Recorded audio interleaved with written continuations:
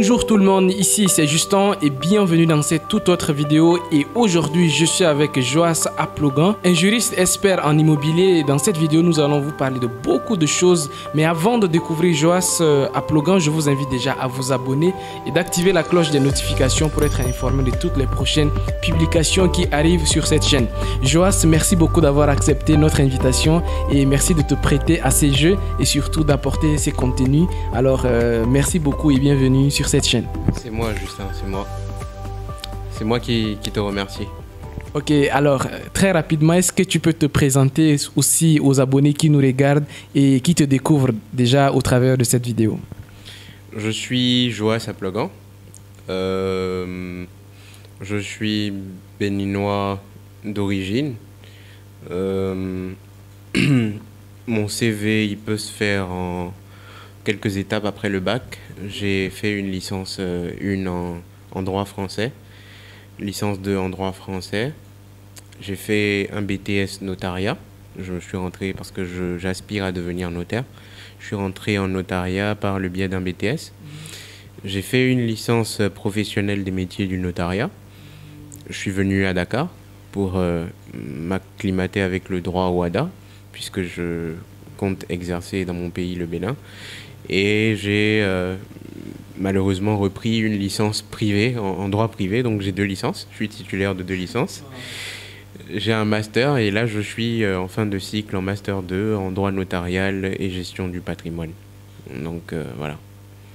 Ah, merci beaucoup Joas de te présenter ainsi, parce que là vous vous rendez compte que nous sommes en face d'un notaire en devenir et là on va te bombarder de questions. Il va falloir nous expliquer vraiment tout ça en détail. Déjà, quel aperçu tu as du patrimoine, hein? En fait, un mot sur le patrimoine de façon générale en Afrique, peut-être en Afrique de l'Ouest précisément, au Sénégal ou au Bénin. Dis-nous un peu c'est quoi le patrimoine, parce que quand tu dis patrimoine comme ça, beaucoup ne savent pas. Patrimoine, donc explique-nous un peu c'est quoi déjà le patrimoine. Le patrimoine d'un individu, il est attaché à lui. C'est tout ce que l'individu possède. L'individu, personne physique, hein, ou personne morale en tant qu'entreprise. Donc le patrimoine, c'est tous les droits réels, d'accord, que le titulaire d'une chose possède. Donc c'est à peu près ce que je peux te dire sur ce que c'est que le patrimoine substantiellement. Ok, merci beaucoup également déjà pour ça. Ça permet d'être beaucoup plus clair, de comprendre ce qui arrive. Parce que quand on dit patrimoine généralement, et surtout le sujet que nous allons parler dans cette vidéo, ça va être le patrimoine immobilier, le foncier. Donc tu nous expliques également, tu vas nous expliquer comment ça se passe dans le domaine de l'immobilier, comment on acquiert un terrain, le foncier, comment on peut acheter un terrain. Les phases d'acquisition d'un terrain, comment on peut légalement acheter un terrain au Sénégal, au Bénin, en Afrique de l'Ouest, puisque plus ou moins c'est les mêmes réalités. Comment s'acquiert ce patrimoine-là, qui est l'immobilier ou le foncier? D'abord, il faut savoir qu'il y a une distinction dans l'immobilier. Il y a la notion de terrain bâti et il y a la notion de terrain nu. Alors ici, je pense que le sens de ta question s'oriente plus vers le terrain nu. Le terrain nu, c'est quoi? C'est un terrain où il n'y a pas d'édification dessus. Donc c'est ça le terrain nu. Et aujourd'hui, c'est une question récurrente, surtout au Bénin, au Sénégal, j'ai pu remarquer, et partout ailleurs en Afrique, l'individu aspire à acquérir un lopin de terrain pour édifier un bien dessus. Donc du coup, comment acquérir? C'est un peu dommage, c'est pas pour prêcher pour mon église, mais il n'y a pas ce réflexe notaire. Parce qu'avec le notaire est le professionnel qui connaît mieux, d'accord, tout ce qui est lié à l'acquisition d'un terrain, d'un bien immobilier, d'un bien mobilier. Il a cette assermentation-là qui lui confère les droits les plus légaux pour justement mener à bien une vente. À la question de savoir comment acquérir en bonne et due forme un terrain, on peut acquérir un terrain de plusieurs manières. On peut acquérir un terrain nu à titre gratuit. Donc il s'agit du cas de la donation. Il s'agit du cas de la succession. Donc on peut acquérir un terrain gratuitement. Gratuitement, à titre gratuit. On dit à titre gratuit, il y a des frais bien sûr à payer, mais il faut entendre sémantiquement à titre gratuit comme le fait qu'on le reçoit de quelqu'un. Donc donation et succession. Lorsque on l'acquiert à titre gratuit. La donation, acquérir un terrain à titre gratuit pour un peu plus expliquer de manière terre à terre, c'est-à-dire que un parent décède, d'accord, on ne va pas vous faire payer pour que vous héritez du terrain de votre parent. Un parent vous donne un bien, il vous fait une donation d'un titre, vous n'allez pas payer pour cette donation-là. Maintenant, on va dans la phase, je pense, qui intéresse tes abonnés, qui est la donation à titre onéreux. L'acquisition à titre onéreux. C'est l'acquisition qui se fait contre argent comptant. Cette acquisition-là, elle se fait normalement devant notaire. Ce qui est en tout cas pour le Sénégal, pour le Bénin et pour, par exemple, le Togo aussi, les pays de l'UEMOA, quoi. Elle se fait devant notaire. Alors, la première étape, c'est de vérifier toutes les pièces afférentes au terrain. C'est ce que le notaire va faire. Il va procéder au contrôle de l'origine de propriété. Okay, mais si c'est pas pour être indiscret et aussi faire comprendre aux abonnés quelles sont les pièces, bon, pas en détail parce que je pense que ça peut différer d'un pays à l'autre, mais je prends un exemple d'un pays et quelles sont... avoir une idée des pièces déjà qu'il faut. Les pièces les plus importantes, comme je le disais, à vérifier. L'origine de propriété, c'est très important de le vérifier pour justement avoir l'assurance que le dit vendeur est le vrai titulaire du bien. Donc le notaire va procéder au questionnement de cette origine de propriété pour remonter tous les propriétaires et voir si vraiment son nom figure au service de la publicité foncière dans le livre foncier, voir si son nom figure justement sur ce livre-là, pour être sûr. Parce que je ne t'apprends rien, ici en Afrique, on peut vendre un terrain à une personne et le vendre encore à une seconde personne. Donc, qui est le vrai propriétaire des deux? C'est sur l'origine de propriété que ça va se savoir.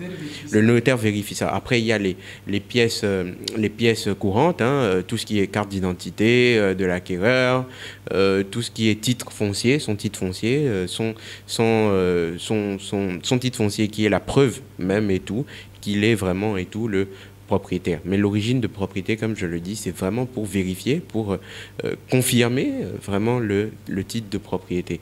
Donc, c'est à peu près les procédures préalables à la signature du contrat de vente. Ensuite, après ça, lorsque c'est une vente, il y a des délais qui sont attribués à l'acquéreur pour un temps de réflexion. Il faut savoir que le législateur, donc le législateur, il faut l'entendre comme ceux qui font les lois, le député, il faut entendre que le législateur, lui, il va plutôt protéger la partie vulnérable. Et la partie vulnérable ici, c'est l'acquéreur. Donc, il y a un temps de réflexion qui lui est accordé, ça varie d'une procédure à l'autre, pour justement réfléchir, pour savoir si vraiment et tout, il va procéder à l'acquisition. Donc le vendeur se tient de respecter cette période-là. Une fois ces formalités usuelles passées, on va avoir maintenant la signature de l'acte authentique, à proprement parler. C'est un acte qui revêt un caractère inattaquable. Inattaquable. C'est pour ça que je dis qu'il faut que les gens aient ce réflexe d'aller vers les notaires. C'est inattaquable. Et même si vous attaquez un acte authentique, il faut que vous prouviez devant le juge que vraiment le notaire a vraiment falsifié cet acte-là. Et si il s'avérait que le notaire n'était pas à l'origine de la falsification de cet acte, vous pourriez être poursuivi pour justement avoir remis en cause l'authenticité de cet acte. Il est le seul professionnel juridique qui puisse conférer l'authenticité à un contrat de vente.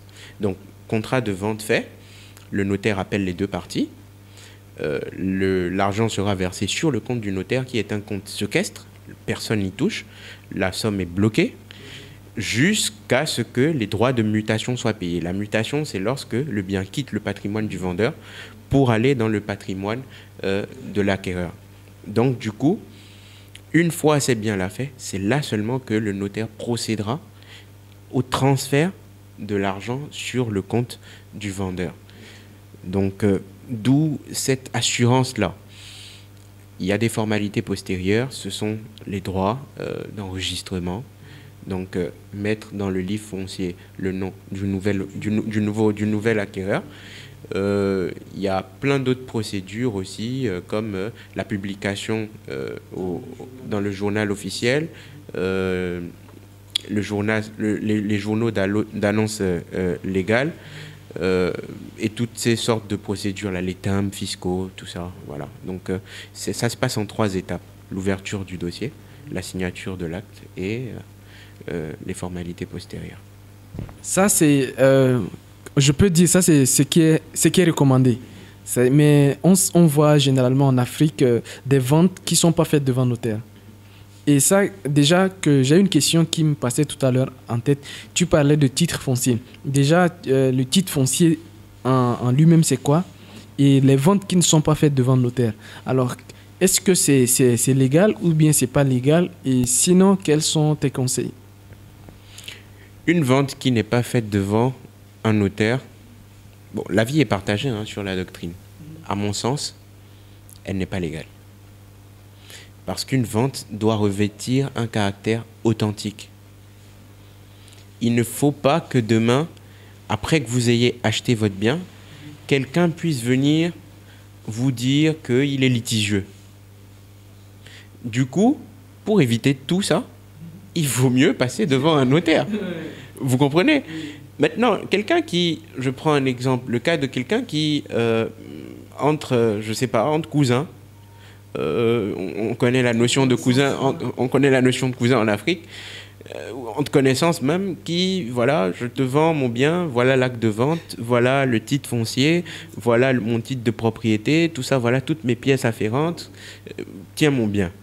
Mais demain, si cette personne qui vous a vendu le bien, il venait à décéder, est-ce que vous savez que le bien est toujours dans son patrimoine? Le bien est toujours dans son patrimoine et ses héritiers viendront vous attaquer et vous réclamer le bien, alors que vous l'avez payé en bonne et due forme. Mais quel est l'acte qui prouve que vous avez vraiment et tout acheté le bien chez la personne? D'aucuns vont me répondre qu'il y a l'acte sous seing privé. Mais l'acte sous seing privé, c'est uniquement autorisé pour les avant-contrats, pas pour un contrat qui confère la propriété d'un bien, surtout justement pour une question aussi sérieuse. Donc voilà, moi, mon avis sur la question en tout cas. Ok, merci beaucoup. J'ai préparé d'ailleurs une question pour toi et j'espère que tu vas... de toute façon, tu es disposé aujourd'hui. On va beaucoup t'embêter. on va beaucoup t'embêter d'ailleurs. Et la question suivante que j'ai à te poser, ça concerne déjà le point que tu avais évoqué auparavant, c'est qu'on achète un terrain nu, il y a des terrains nus et il y a également des terrains construits. Déjà, il y a du bâti. Alors, là également, est-ce que les procédures sont différentes ou bien quelles sont les procédures, mais surtout les règles juridiques appliquées au fait qu'on achète un terrain nu ou bien un terrain bâti? Le terrain, qu'il soit nu ou qu'il soit bâti, ça reste un bien immobilier. Donc les procédures sont assez communes. Maintenant, ça diffère. Il y a plusieurs types de procédures pour les immeubles bâtis, en tout cas. La première, c'est la vente normale d'un bien, d'un terrain bâti. Je veux vendre ma maison à un ami, on fait la procédure, on vérifie l'origine de propriété, on vérifie tout ça, tout ce que je t'ai expliqué précédemment. Il y a d'autres mécanismes juridiques qui sont possibles pour acquérir du bâti, que nous ne rencontrons pas trop dans la pratique, dans la vie réelle, en Afrique en tout cas. J'en ai pas beaucoup entendu parler. Comme la VFA, qui est la vente en état futur d'achèvement, et on y reviendra si tu veux. La copropriété, on on y reviendra aussi si tu veux. Il y a la VIC, la vente d'une construction, des constructions qui sont déjà en train d'être faites. Et il y a plein de petits mécanismes comme ça pour justement permettre à l'acquéreur de se sentir peut-être financièrement, je ne sais pas quel est l'esprit de la loi derrière, mais je pense que c'est pour assouplir, d'accord, et tout, la poche ou les tracasseries, d'accord, de l'acquéreur en Afrique. Mais malheureusement, je n'ai pas trop l'impression que ces procédures-là sont... on est encore traditionnellement ancré dans la vente normale, quoi. Voilà. Donc, franchement, il n'y a pas une grande différence entre acquérir un terrain bâti ou un terrain nu. Il n'y a pas de méga différence. Il n'y en a pas. Et là, jusqu'à là, nous sommes en train de parler de l'acquisition des transactions. Mais revenons même au sujet proprement dit, par exemple, la gestion entre les deux, ou bien comment ça va se passer entre... Par exemple, on va commencer avec un bailleur et un locateur, un vendeur et un acquéreur. Quelles sont les lois qui régissent ces transactions-là? D'abord, par exemple, tu venais de dire tout à l'heure, les ventes à l'état futur d'achèvement, on en voit de plus en plus en Afrique. La personne, il vient avec son plan et puis il vend les plans. En fait, plus ou moins, c'est ça.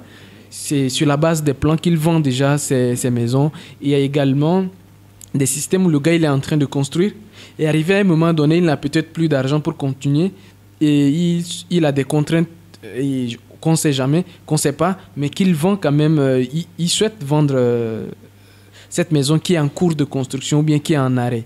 Et également de nous dire la relation, les droits, c'est plusieurs questions en même temps, j'espère que tu vas... Les droits des bailleurs et des locataires, comme j'ai dit tout à l'heure, la copropriété.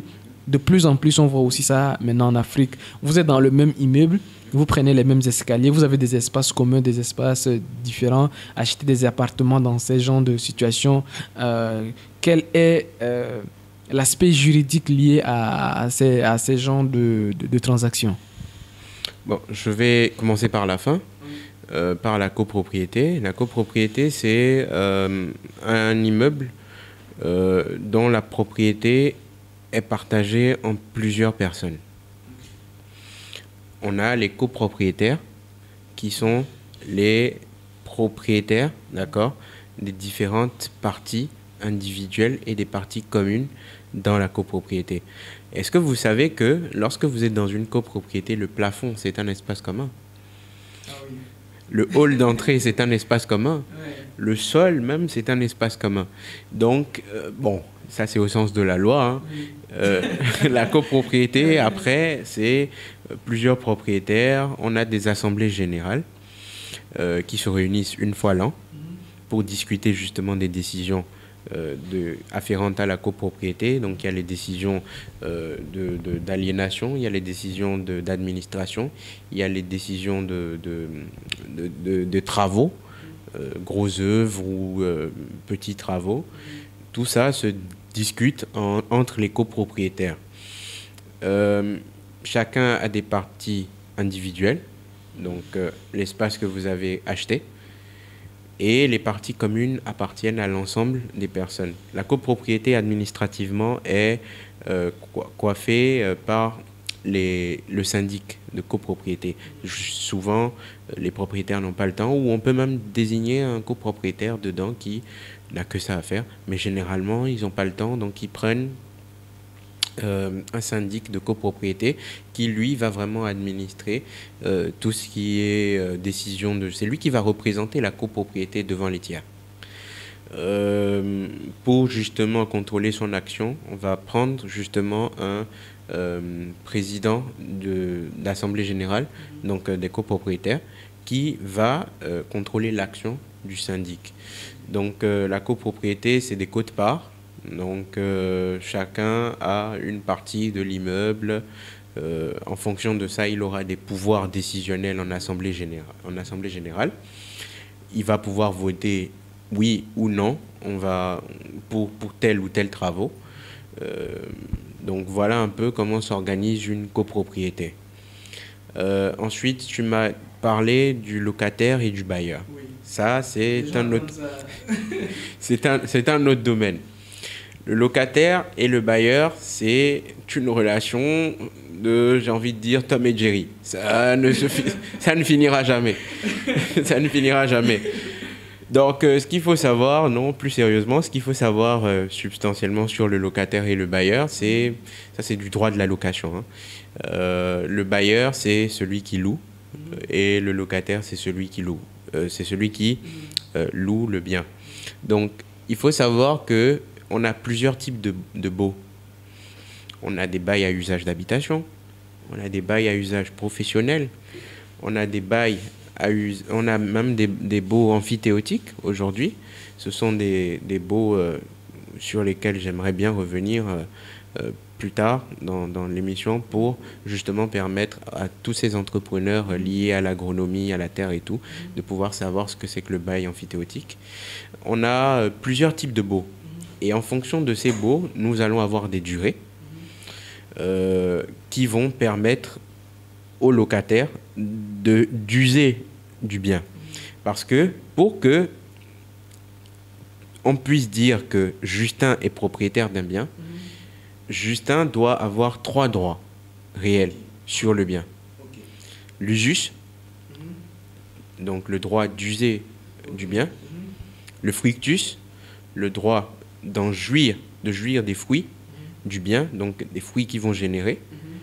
Et l'abusus, le droit d'aliéner le bien, de le vendre quand tu as envie. Donc ici, le bailleur délègue l'usus au locataire. L'usage du bien. Il ne lui délègue ni l'abusus, ni le fructus. Puisque le fructus, il perçoit les loyers, il perçoit des perdièmes chaque mois. Donc c'est ça que le locataire, c'est ça que le bailleur transmet au locataire. Il faut savoir, comme je te l'ai dit tout à l'heure, que le législateur protège ici aussi le locataire. Le législateur a mis en place plusieurs procédures, comme par exemple le renouvellement du bail, qui peut se faire par reconduction tacite. Le bail et tout peut se conclure de manière orale. Le bail peut se conclure de manière écrite. Je parle, attention ici, du bail à usage d'habitation. Donc, c'est le locataire que le législateur vise à protéger. Aujourd'hui, on a beaucoup de problèmes entre les bailleurs et les locataires. Le contrat est simple. Je te donne l'usus de mon bien, tu me payes en contrepartie un loyer. C'est tout. C'est tout. Je ne vois pas tout ce qu'il y a comme tergiversation autour de ce droit-là. Je te donne mon bien, l'usus de mon bien, tu me payes un loyer, selon des critères bien définis, selon des droits déjà établis. On peut tout mettre dans un contrat, dans un bail.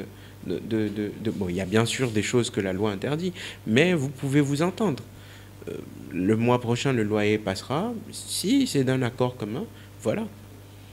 Mais le locataire a l'obligation de payer son loyer et le bailleur a l'obligation de lui fournir un bien. Ça s'arrête là.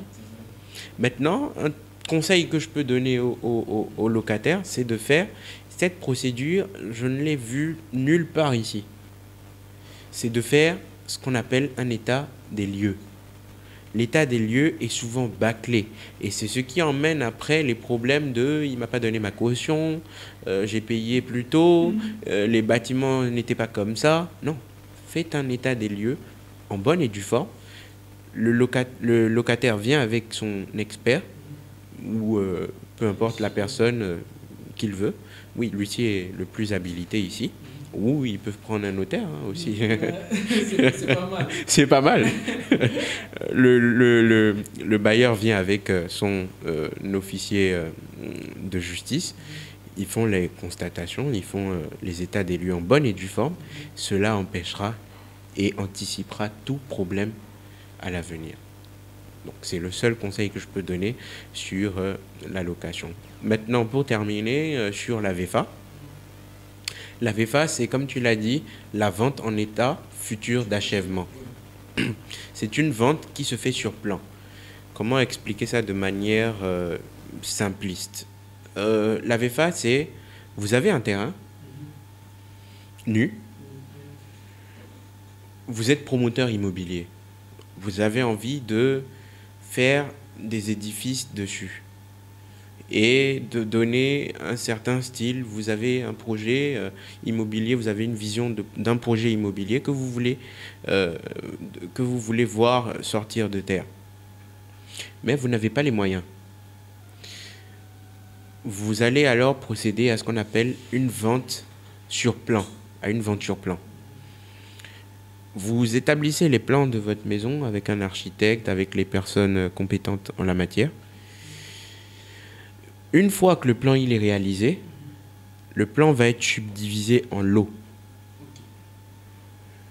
Les lots là, c'est ça que vous allez vendre aux acquéreurs. L'acquéreur n'achètera pas, c'est pas que l'acquéreur viendra acheter il va voir une maison, il va dire « Ah, ça me plaît ». Non, c'est sur le plan que ça devrait vous plaire. Les photos sont là, tout ça. Donc c'est sur le plan que, ça devrait vous plaire. Maintenant, pour la procédure de la VFA, le promoteur, il y a ce qu'on appelle les avant-contrats. Le promoteur immobilier va voir un notaire, c'est le notaire qui suit généralement les VFA, va voir un notaire pour la VFA et il dit j'ai envie de, voilà mon plan, tout ça, etc. Les acquéreurs vont venir et tout, et le notaire et tout va recevoir l'argent sur un compte séquestre. Ici, nous allons avoir deux possibilités d'avant-contrat. Nous allons avoir les avant-contrats, les PUV, appelés comme ça dans la pratique, ou les PSV, c'est-à-dire les promesses unilatérales de vente. Et ici, c'est la plus, pour moi, à mon sens et tout, je crois que c'est la plus adaptée. Et nous allons avoir les promesses synallagmatiques de vente. Les promesses unilatérales de vente, c'est le fait qu'il y ait une promesse qui n'engage qu'une seule partie. Et cette partie, l'engagement, c'est le promoteur qui le prend. Il signe la promesse unilatérale de vente et il dit « Je m'engage à vendre un bien à quelqu'un ». La promesse synallagmatique, c'est qu'il y a l'engagement des deux parties. Donc, je m'engage à acheter le bien et moi, je m'engage à le lui vendre. Non, nous ne sommes pas dans cette théorie-là. Nous sommes dans la théorie où le promoteur, puisqu'il ne connaît pas encore préalablement à la vente les acquéreurs, donc il s'engage à vendre. Il peut y avoir plusieurs lots, il peut y avoir 10 lots. Donc les 10 acquéreurs achètent les lots. C'est avec leur temps de réflexion, bien sûr. Ils ne sont engagés en rien, comme je l'ai dit. Ils achètent leur plan, ils achètent leur lot, pardon. Ils vont payer de manière échelonnée. C'est ça la particularité de la vente en l'état futur d'achèvement. Il va y avoir plusieurs échelons. À 5% de l'édification, il paye déjà une espèce de soult et tout. En tout cas, lorsque la promesse unilatérale de vente est signée, ça s'accompagne en même temps des 5% du montant de la VFA, du lot qu'il a acheté. Le lot coûte par exemple 100 000 francs. 5% de 100 000, c'est 5 000 francs. C'est 5 000 francs. Lorsque devant notaire, je signe la promesse unilatérale de vente, je dépose les 5 000 dessus, le notaire met sur son compte séquestre, bloqué. À 15%, je paye encore 10 000. 15% de l'édification due. Mais bien sûr, dans la promesse unilatérale, on vous dit ce que c'est que 5% c'est comment, 15% c'est comment. Donc, c'est déjà bien réparti, tout est déjà clair. Tu sais ce que tu dois payer. Tout est déjà clair, par phase. Ensuite, l'étape d'après, c'est 35%. L'étape d'après, c'est 55%. L'étape d'après, c'est 75%. Et ensuite, et tout, c'est le solde.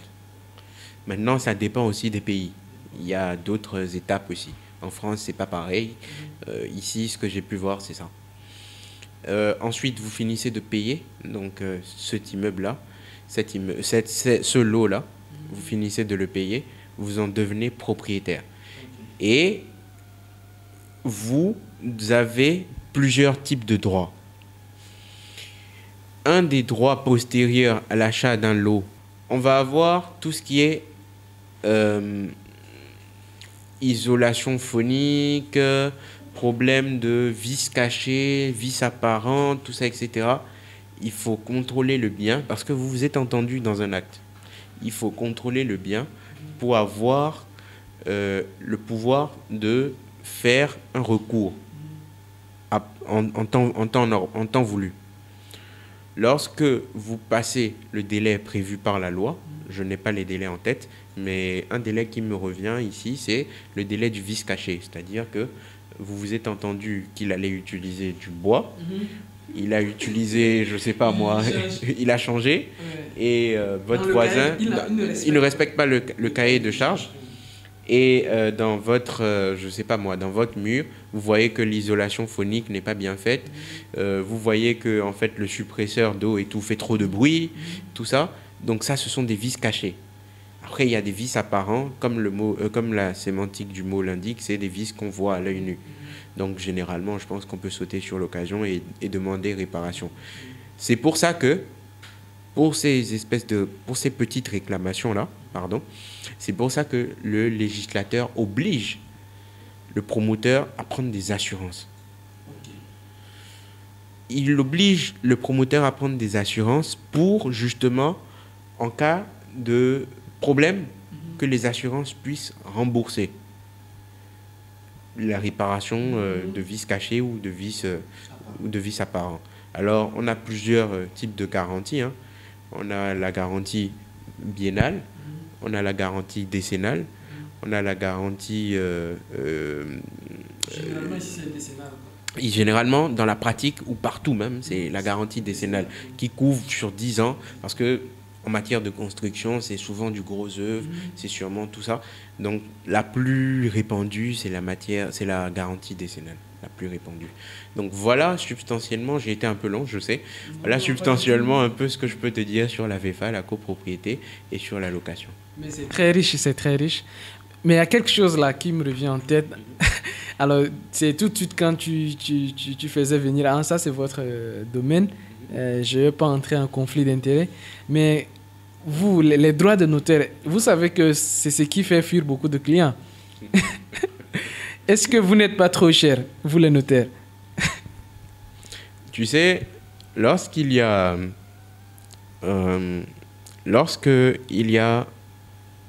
plusieurs animaux, lorsqu'il y a un nombre réduit d'animaux autour d'une carcasse, tout le monde est répu. Mais lorsqu'il y a tout un ensemble de groupes, la part est minime. Lorsque, je prends un autre exemple, lorsque des fourmis découvrent, je ne sais pas moi, du nectar et elles s'en délectent, elles en ont plus lorsqu'elles sont à deux que quand elles sont plusieurs. Pour illustrer mes propos, je vais partir sur le droit bancaire. Le taux de bancarisation en Afrique est très élevé comparativement aux pays dits développés. Parce que cette notion de développé, voilà, bon, c'est un autre sujet. Contrairement aux pays développés, le taux de bancarisation est extrêmement faible en Afrique. Ce qui fait que quoi? Les frais de banque sont extrêmement élevés parce qu'il n'y a pas beaucoup de clients. Donc, il faut que la banque puisse rembourser elle-même ses prêts. Tu es d'accord? Le taux de bancarisation est... On est le continent qui détient le taux de bancarisation le plus faible. Je crois 18% en Afrique de l'Ouest. De personnes qui ont le taux de bancarisation, pour expliquer aux néophytes, c'est combien de personnes détiennent un compte bancaire. C'est faible. C'est extrêmement faible. Ce qui fait que les frais sont... Ailleurs, même avant que tu naisses. Avant que tu naisses, tu as déjà un compte. Ce qui fait que les frais, les gens sont obligés de mettre des frais pour se rembourser. C'est pareil pour le notaire. Les notaires ne sont pas nombreux. Les gens, en plus, ne viennent pas vers les notaires. Donc, on a le notaire au Sénégal. J'ai un prof à moi qui me disait qu'il peut faire à peu près 200, 300 actes par mois. C'est peu. Ah oui? C'est peu, à mon sens. À mon sens, c'est très peu. Ah oui. Oui. Maintenant, je ne sais pas. Donc, certainement qu'il va facturer le prix fort. Il faut bien qu'il mange, le notaire. En fait, donc, au lieu que ce soit le volume, Mhm. c'est la marge maintenant. C'est la marge. Je n'ai pas beaucoup de clients. Je leur applique un prix fort. Et en plus, pour le boulot qui est fait par le notaire, je pense que c'est pas cher payé. Je pense que c'est pas cher payé. Le fait de ne pas être dans ta maison et qu'on vienne frapper un matin et te dire sors, c'est pas ta maison, et je vous le dis, c'est inattaquable l'authenticité que le notaire confère à l'acte. C'est inattaquable. Donc Alors, on ne va pas ici tergiverser sur l'importance du notaire dans les transactions. Ça, tout le monde le sait. On ne va pas être là à dire que non, est-ce qu'il travaille beaucoup pour mériter ça? Qu'est-ce qu'il fait pour mériter ça? Tu sais, à mon sens, je pense que tout métier est complémentaire. Oui. Avec mon frère qui, lui, aspirait à devenir médecin, on fait souvent un débat médecin, notaire. J'ai un autre frère qui, lui, il est avocat. Et à trois, chaque fois, qui, lui, aspire à être avocat, pardon. À trois, on fait le débat. Oui, les notaires, c'est mieux. L'avocat, c'est plus ci. Le médecin, c'est plus ça. Vous savez, quand si l'avocat ne voit pas... Si le médecin ne trouve pas de notaire, il ne peut pas prendre un bail à usage professionnel pour exercer. Même quand le médecin, parce qu'au-delà de la blouse, c'est un homme après tout, il veut acheter son terrain nu, il faut qu'il passe chez le notaire. Le notaire a besoin, je ne sais pas, il a fait une faute ou on l'a accusé de quelque chose, il a besoin de l'avocat pour le défendre. L'avocat, il tombe malade, il a besoin du notaire. Donc tous les métiers sont complémentaires. Je pense que c'est des inepties, je l'ai fait, hein, ce sont des inepties de faire ce genre de débat. Je pense qu'il faut mériter ce qu'on gagne. Et nous le méritons parce que c'est à peu près 9 ans d'études hein, quand même. Donc c'est comme les médecins, il faut aller dire aux médecins qu'ils gagnent trop. Il ne vous soignera pas. Ok, merci beaucoup Joas. Mais j'ai une dernière question, d'ailleurs peut-être c'est l'avant-dernière. Quel conseil tu as à donner aux personnes qui veulent investir dans l'immobilier en Afrique de l'Ouest, au Bénin, au Sénégal, au Burkina, en Côte d'Ivoire? Quel conseil tu as à donner à ces personnes-là qui hésitent d'abord d'investir dans l'immobilier en Afrique et surtout aussi à certains qui veulent éviter les notaires? Elle dit que quel conseil tu as à donner à ces gens de personnes-là? C'est intéressant que tu parles du Burkina parce que très récemment, avec des amis, nous avons découvert une espèce de, moi je pense, de méthode de construction révolutionnaire. La voûte nubienne. Je ne sais pas si tu en as entendu parler. Ce sont des méthodes de construction ancestrales qu'ils ont gardées au Burkina et qui ne coûtent rien du tout. Et moi, je sais que pour ma maison, c'est ce système-là que je vais utiliser. Vous n'avez pas besoin de ciment. Les chambres sont beaucoup plus froides. Donc, on a tout en Afrique, et même dans nos villages, quand on va un peu dans les zones reculées, on fabrique les maisons, elles sont plus rigides que nos maisons de ville, mais elles sont faites avec de la terre rouge. Bien sûr. Sans ciment, sans rien, avec du bois. L'un des précurseurs, c'est Francis Kéré, pour ceux qui... Francis Kéré. D'accord, j'irai regarder. Très connu. Et la voûte nubienne, investissez en Afrique. Parce que l'Afrique est le seul continent qu'il reste à développer. En Europe, c'est développé. En Amérique, c'est développé. En Europe, vous ne pouvez pas acheter, par exemple, un terrain.